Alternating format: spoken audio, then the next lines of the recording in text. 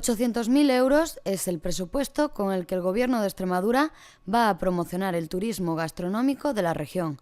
Lo ha anunciado el presidente Monago esta mañana en Cáceres en la presentación del acuerdo de colaboración entre las instituciones extremeñas y los responsables de la capital española de la gastronomía. Monago ha destacado el apoyo de su ejecutivo a la capitalidad, aportando el 86% del presupuesto. El presidente también ha explicado que en febrero se pondrá en marcha un plan de promoción del turismo gastronómico de Cáceres y Extremadura en los principales medios de comunicación generalistas de España.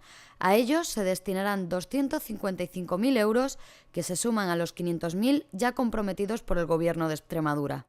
El plan de actividades para todo el año está ya diseñado, con 62 acciones de promoción iniciales a las que se le irán sumando nuevas incorporaciones. El pistoletazo de salida será esta misma semana en Fitur, en la Feria Internacional del Turismo, que se celebra en Madrid. En el mismo momento en el que se produzca el relevo, iniciaremos la campaña con un acto de promoción protagonizado por dos chefs extremeños internacionalmente reconocidos, Toño Pérez y José Pizarro.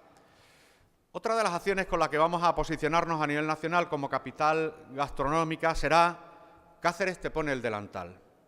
Cada mes traeremos a Cáceres a un personaje relevante de la escena nacional, escritores, actores, directores de cine, cantantes, para que cocine con uno de nuestros chefs un plato de nuestro recetario.